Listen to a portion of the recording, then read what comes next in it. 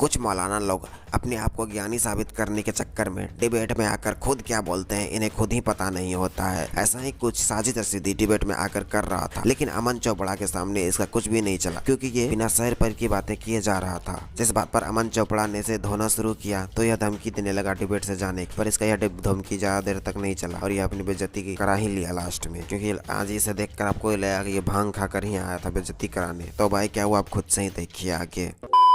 नहीं खत्म किया जा रहा है। मेला एक विभागीय पोर्टल है मेला, आपको डिटेल्स नहीं पता है। अगर गवर्नमेंट उनको खत्म नहीं कर रही तो हमें क्या एतराज है मेरे नहीं भाई? खत्म कर रही है भाई, सुनिए इस चीज को, समझ मगर लीजिए। नहीं पता तो नहीं गलत बातें मत मेला फैलाइए। विभागीय आप पोर्टल है मशहूर हैं गलत बातें फैलाने में। सुनिए ना, मैं बता रहा हूँ आपके ऊपर मेला विभागीय पोर्टल है। अब आपको फैलाने में मशहूर हैं। अच्छा चलिए, आपके ऊपर पहले भी आपको जानकारी का अभाव है, आपको नहीं पता है, आपको नहीं पता है। मैं समझा रहा हूँ आपको, मेला विभागीय पोर्टल है जिसमें रजिस्टर कराना हो सकते हैं। नहीं पता है, छोड़िए इस पर नहीं जाते। आपको नहीं पता है, जानकारी नहीं है। धर्मपाल सिंह से ज्यादा जानते हैं, मंत्री हैं वो। आपको नहीं पता है सर, आप टेक्निकल डिबेट में मत पढ़िए, सवाल पर आ जाते हैं। आप लाइन पे लीजिए मौलाना साजिद रशीदी, आप लाइन पे लीजिए, उनसे कहलवाइए। मैं ले रहा हूँ आप लाइन पे लीजिए, उनसे कहलवाइए।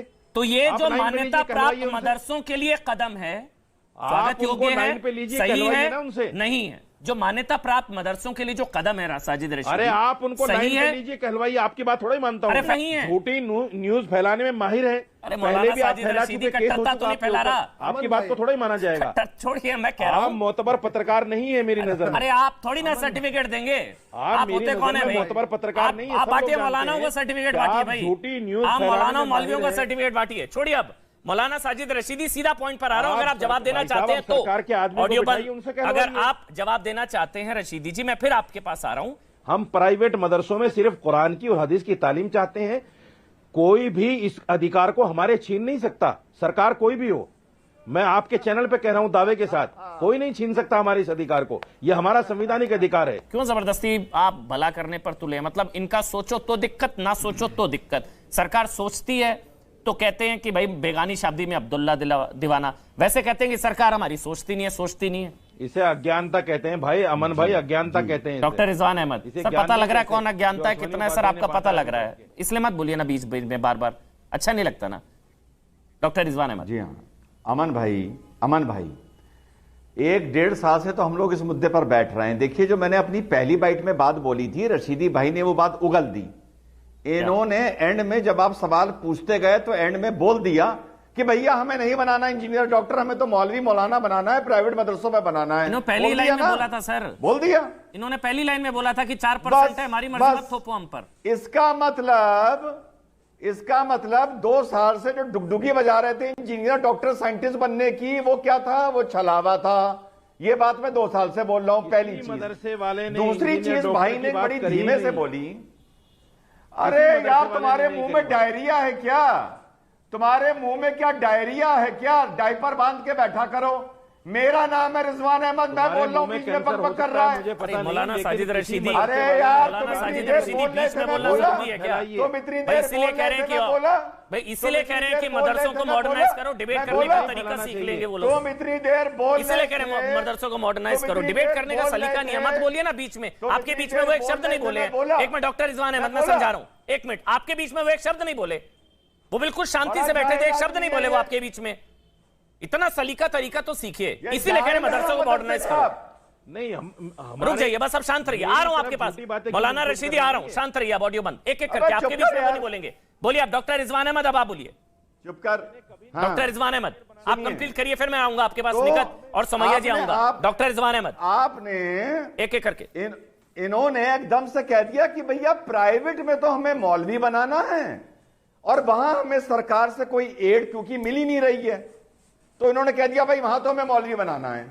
लेकिन जो एडेड मदरसे हैं, आपको पता है अमन भाई, आपको तो पता ही होगा, मैं तो रिसर्च करके बैठा हूं, एडेड मदरसों में 15 लोगों की तनख्वाह सरकार देती है, 15, जिसमें 12 टीचर, 1 चपरासी, 1 क्लर्क और 1 प्रिंसिपल।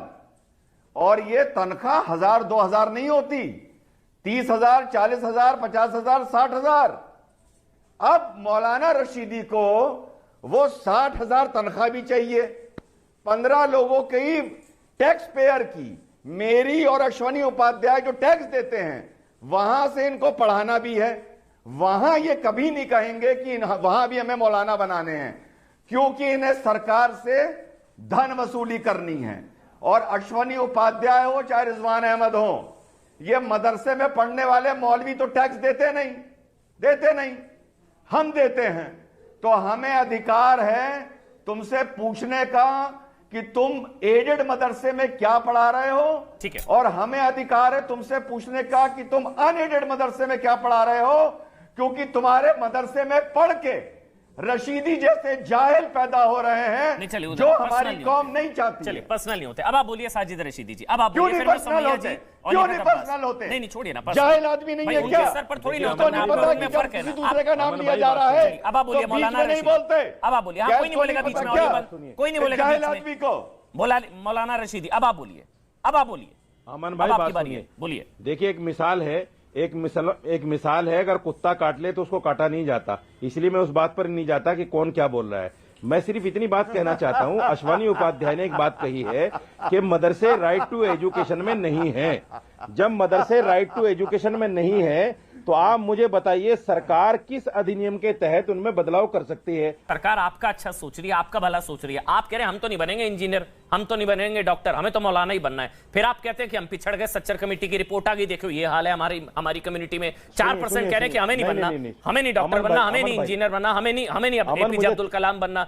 देश को अब्दुल कलाम और चाहिए ना सर। भारत का नाम तो हिंदुस्तानी था ना उस टाइम पे भारत कहाँ था उस टाइम? डिवीजन के बाद में कोई और आप हिंदुस्तान के खिलाफ क्यों हैं?